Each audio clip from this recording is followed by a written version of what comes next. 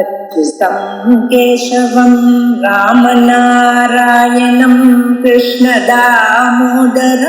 वासुदेवं हरिं श्रीधरं माधवं गोपिकावल्लभं जानकीनायकं रामचन्द्रं भजे अच्युतं केशवं सत्यभामाधवं माधवं श्रीधरं राधिका राधितं इन्दिरामन्दिरं चेतसा सुन्दरं Devaki नन्दनं नन्दजं सन्ददे.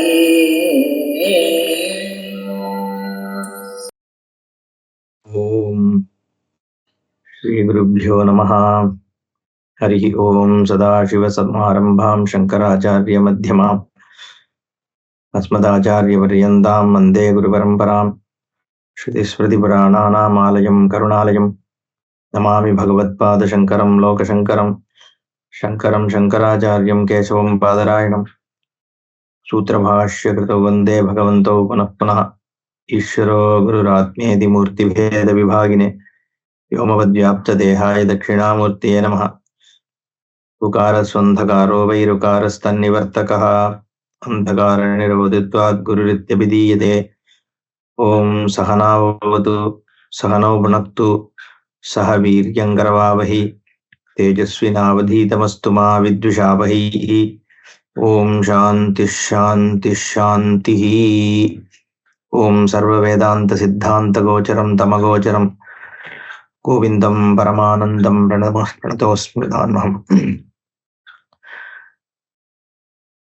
58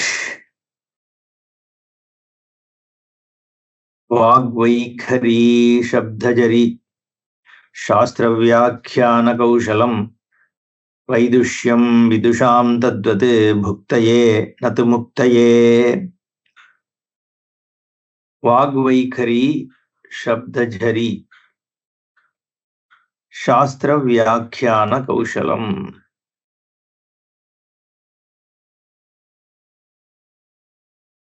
The exhibition of skill,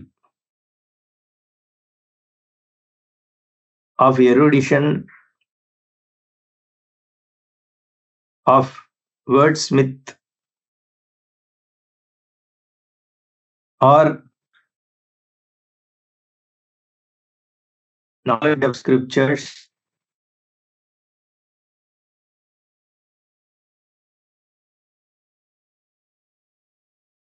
is about Vaidushyam, Vidusham. It is basically to showcase one's intellectual prowess. What does it give you? It probably gives you certain acknowledgement from people and some praise that gives you a self-satisfaction and a self-image. All the time we find ourselves seeking an acknowledgement from people around us. The self-acceptability is always an issue with human beings. Right from childhood, we seek an acknowledgement. When a child does something good, it looks up to its mother or the father for an acknowledgement. It is so happy when the father or the mother says, "Oh, you are so good. See, you are able to raise this tumbler with your hand." The child will lift it and show, "Oh, see, I am able to lift the tumbler." The parents are so happy. And they also acknowledge it. The child becomes happy because it has been acknowledged. No, not all the time it will get the acknowledgement as a baby that it is seeking. So when the core personality, the being develops, the inner self is all the time longing for an acknowledgement and acceptance. And many a time we are not acceptable to ourselves. We see ourselves as a failure because not every time you can be successful. When you are a child, especially these days, it's a competitive society. So in our childhood, we used to have this rank. Did you get the first rank in this class? There'll be like 70 people in the class. Not all 70 can get the first rank, right? So 69 will be seen as a failure because they never secured that first rank. At least the first 5 ranks is fine, but all other 65 are all the time longing to become the top 5. Now that can't happen, so people see themselves as failure there. And then in sports, in so many things, in being loved, you see yourself as not being loved by others. I mean, it's not that they are not loving, they don't have time for others, right? Like you don't have time for others, they don't have time for others too. Everybody is focused on their needs. But then as a child, inner child, we seek an acknowledgement. So that also exhibits itself in projecting one's intellectual prowess. Because when you are not able to regard yourselves, you are seeking others to regard you. That's a big pressure, inner pressure, that you want to have an identity, which identity you want others to acknowledge and appreciate. It's a human emotion. But the problem, so what is wrong in having that? If you ask the wrong, it's not about wrong or right. It is about whether you will be able to meet that expectation. So again, you will continue to fall because it is difficult to get an acknowledgement and acceptance all the time from everybody. So it's a flawed expectation. And the same thing happens even when you are exhibiting your erudition in scriptures and other stuff. All the time it is about how well I am able to present and how many people are acknowledging and accepting it. So it is also a samsara. The whole pursuit where the Shastra and the Guru Vakya, all those things were for liberating you to come out of samsara. But the same thing becomes a samsara because your focus is not on the self but on the scriptures. And how well are you able to talk about it? How are you making the arguments? So once that becomes, it's only an exhibition of erudition, and in a sense also exhibiting your need for acknowledgement and acceptance by the Pandita Samuha. So it becomes, that's why Tadvate Bhuktaye Natu Muktaye, it is not going to give you liberation. Because what is supposed to give liberation has become a source of binding. We'll go to 59. Avijñāte pare tatve shastradhitistu nishphala. Vijñātepi pare tatve shastradhitistu nishphala. If you are not focusing on Atmastu, if you are not attempting to find the Swarupa, if your commitment is not on Atma, then all these scriptures are of what use? What use from the purpose of moksha? Nishphala. It is giving you certain acknowledgement in the society. Beyond that, it is not going to get you moksha. For that, you can probably teach science and mathematics and be happy with it. At least you will get better remuneration. So, using Vedanta Shastra for showing an intellectual prowess doesn't meet either the worldly thumb rule of remuneration, nor is it giving you the moksha. So the only way you should look at Shastra is to gain Atma Jnana. Anything other than that will only lead to, more dukkha. So he says, avijñāte pare tattve shastradhitihi nishphala. If you haven't used it to gain the vastu, it's of no use.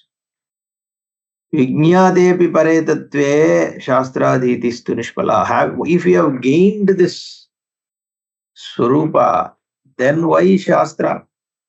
Again, it is for only teaching, maybe it is useful. So the idea here is don't get hung up in Shastra.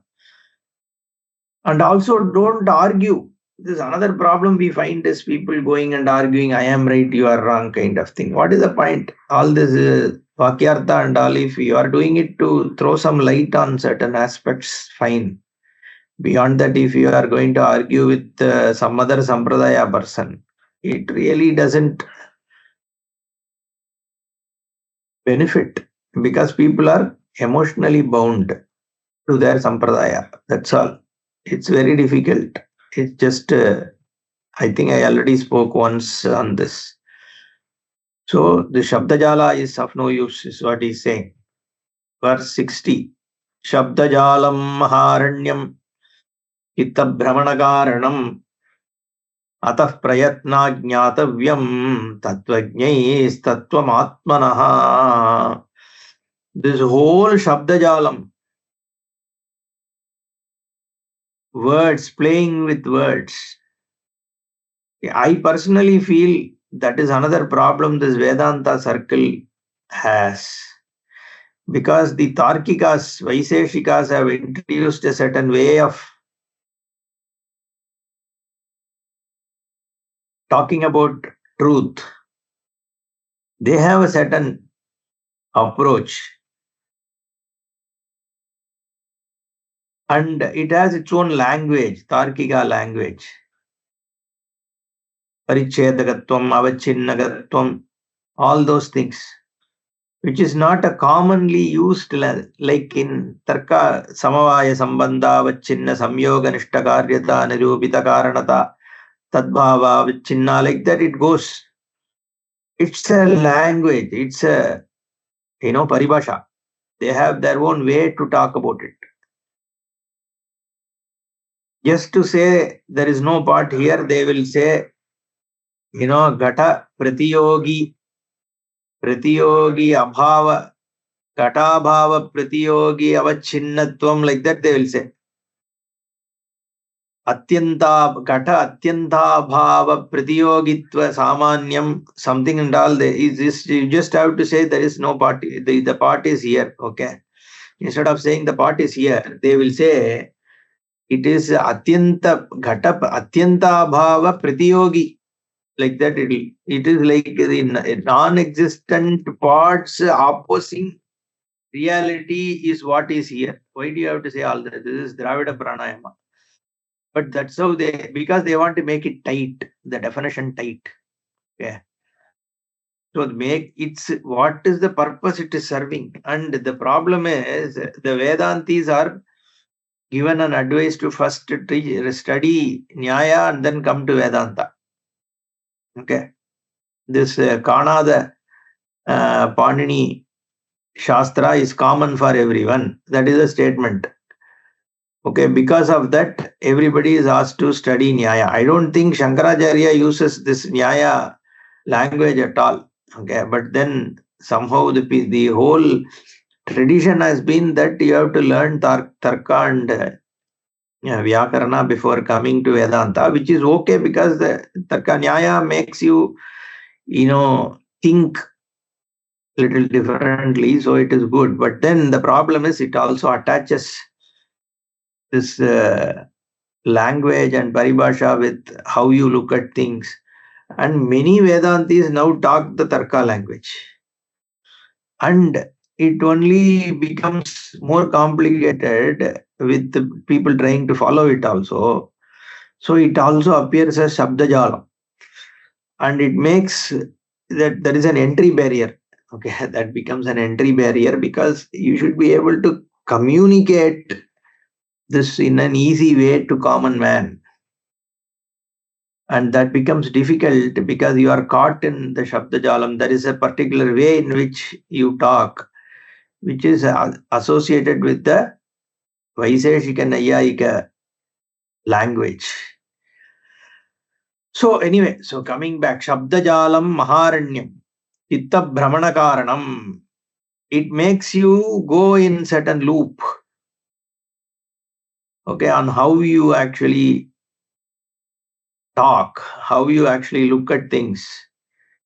So it takes you away. See, the problem with also this Tarka Nyaya, Vaiseshika and all that, there is a way to look at it. It is making you into a boxed thinking of looking at, Dravya Guna aspects. And then that Atma as a Dravya, now you want to, as a Vedanti, look at it, and then again, you also look at Atma as having, well, even Nirguna Atma, that Nirgunattam also is in a way looked at as a Guna.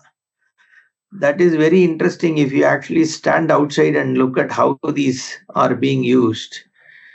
We can see where people also get stuck in trying to understand Atma Swarupa, because it's not just the language which comes with when you study Nyaya, right? There are also a certain way of looking at things which invariably goes. See, though we say that we are not affected by the philosophy of Tarka Nyaya, we only try to understand the language and how they look at things, but then unconsciously you also pick up that philosophy, right? There is no way you can detach it in your mind.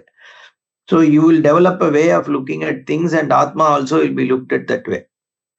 That is also a problem. It is a Chitta Brahmana Karanam.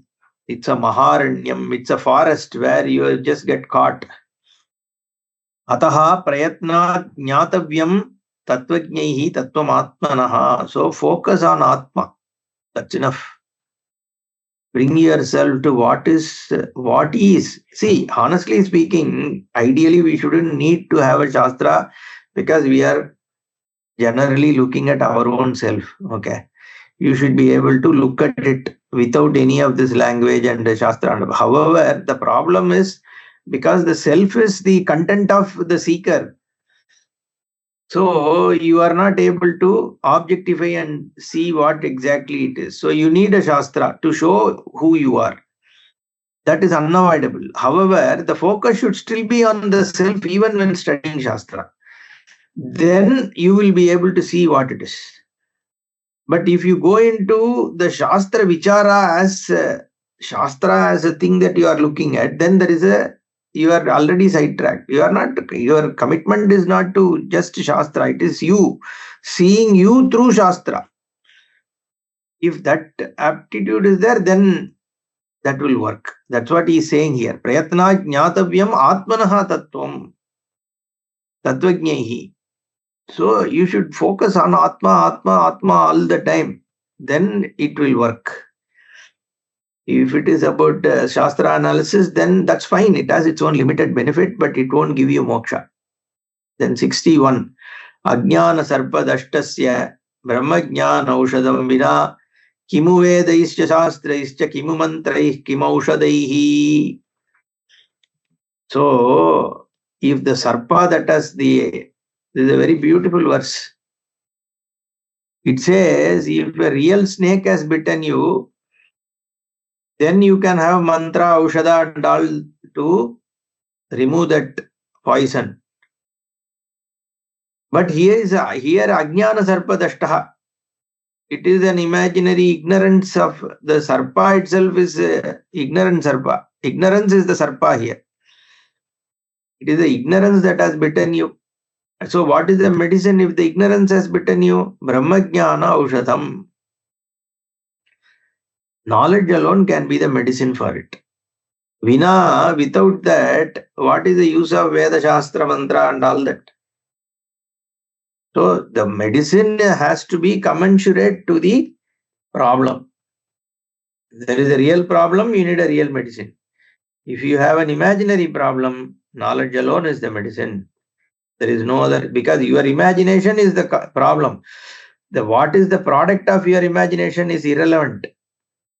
Okay, whether you think it is a snake, or you think it is a scorpion, or you think it is a bull, it doesn't matter. The fact that it is all part of your thought.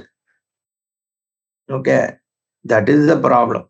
Okay, so that is, you need to just focus your attention on removing that ignorance of what it actually is. All that is there is only a pot in a unlit room. Looking at that pot, you are imagining. Okay, it's a bhuta which is there. It is a preta which is there. It is a rakshasa which is there. It's a big bear which is sitting, waiting for me to come in and it will hit me. Like that, you can make 100 imaginations. What is needed to remove all that problem? Light up the pot. Put one torch light.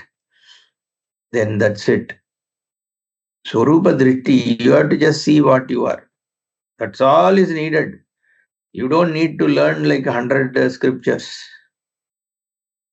Just throw light on your Swarupa. That Swarupa liberates you from all this.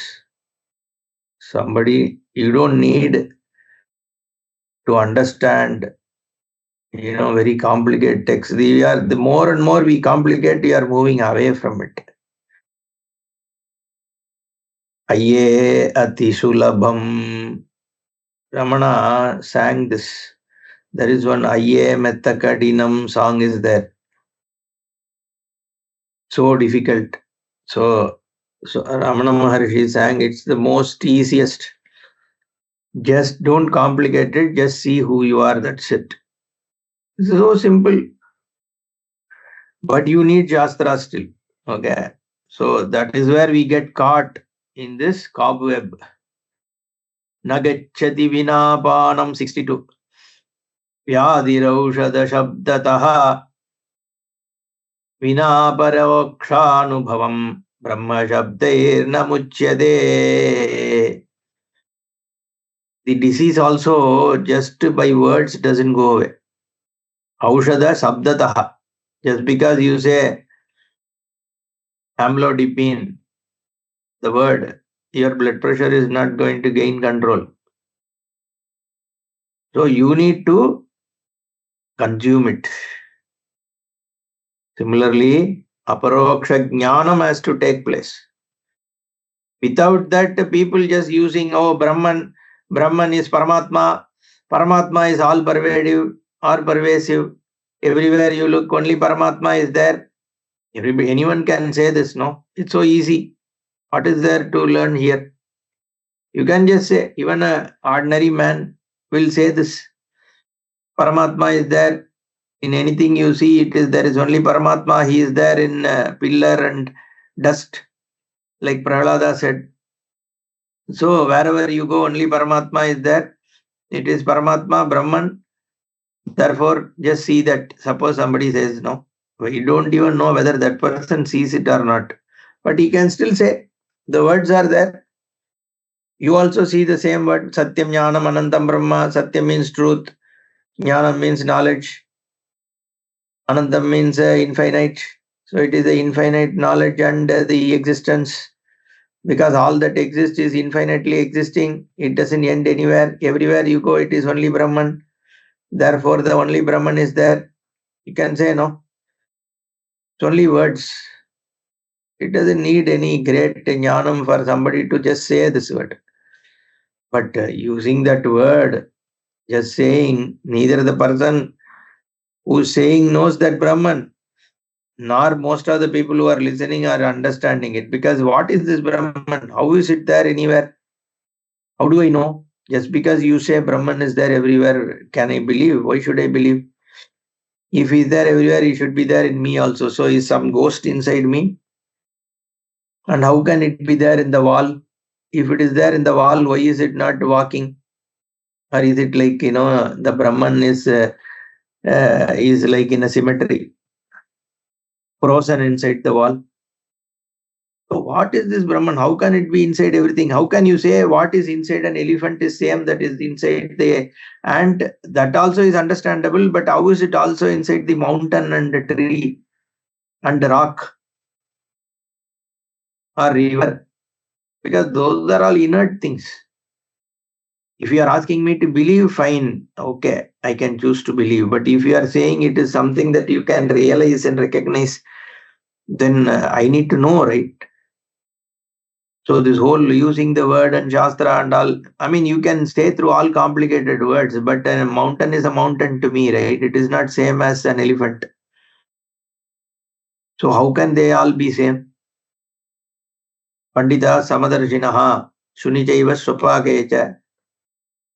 So the Pandita is the one who sees all same. How can all be same? How can Vidya Vinaya Sampanne Brahmane Gavihastini Shunichaiva Swapakecha Pandita Samadarshinaha.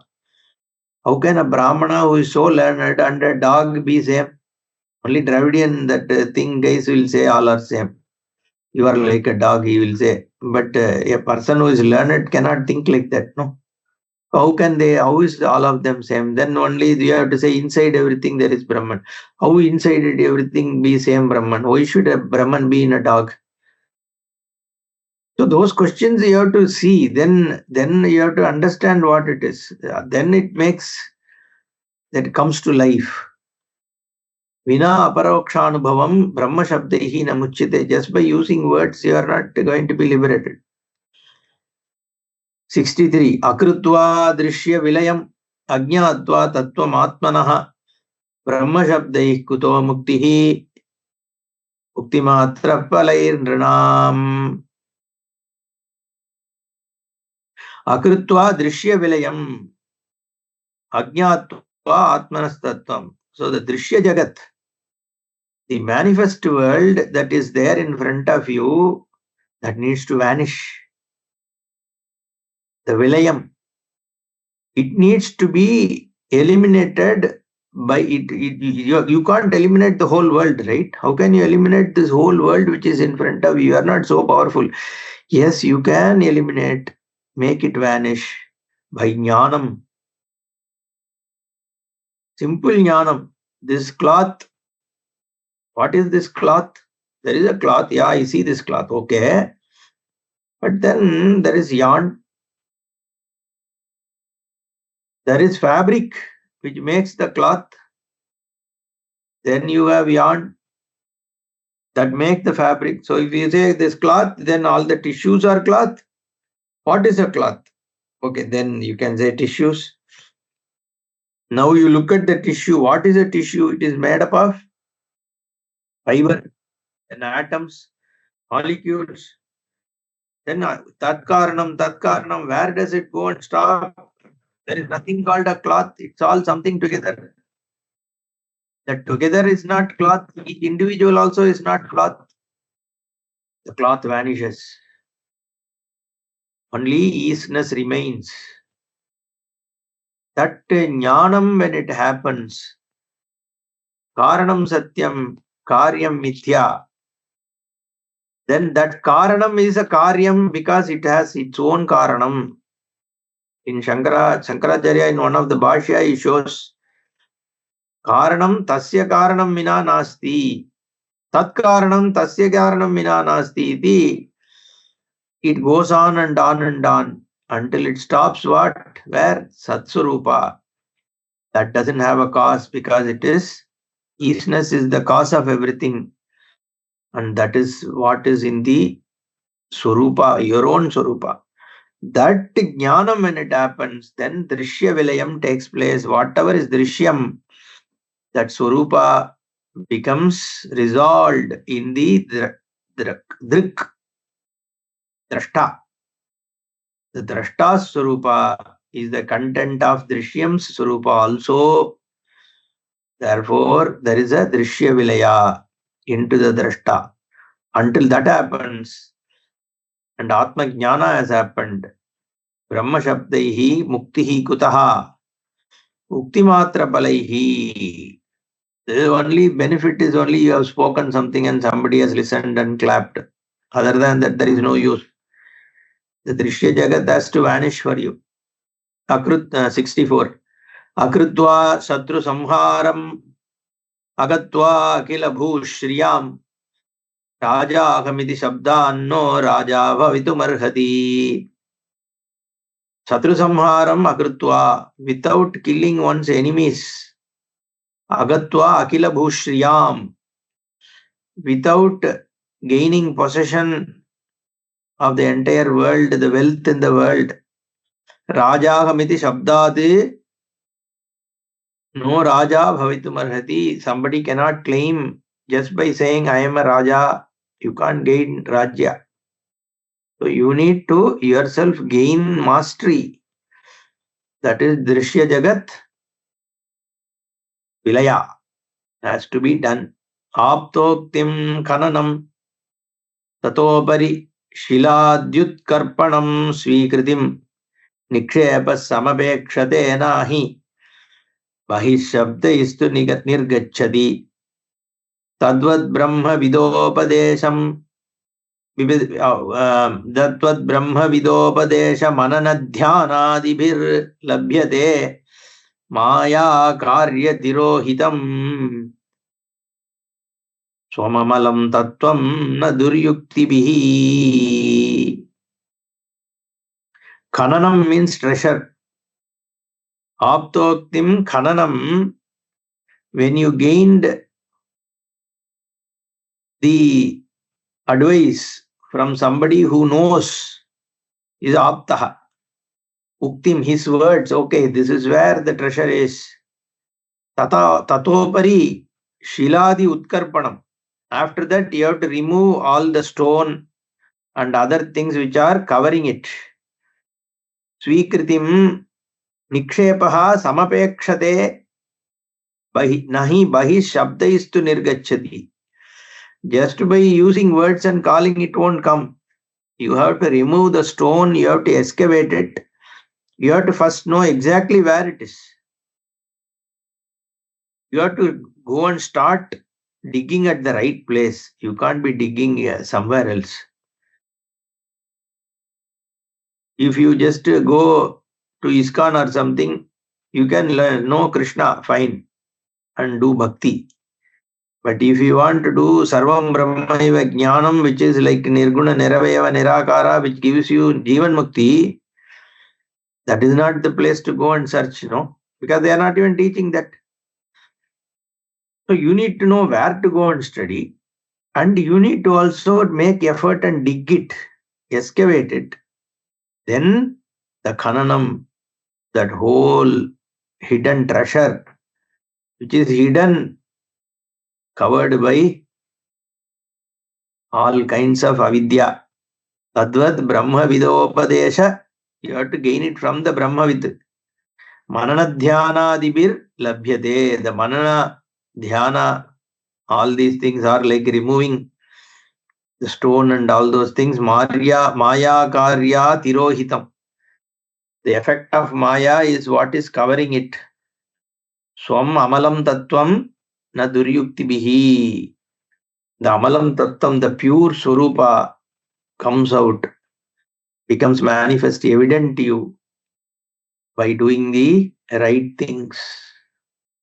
That's what he says. Om Purnamadah Purnamidam Purnat Purnamudachyate Purnasya Purnamadaya Purnameva Vasishyate. Om Shanti Shanti Shanti. Harihi Om Shri Gurubhyo Namaha. Harihi Om.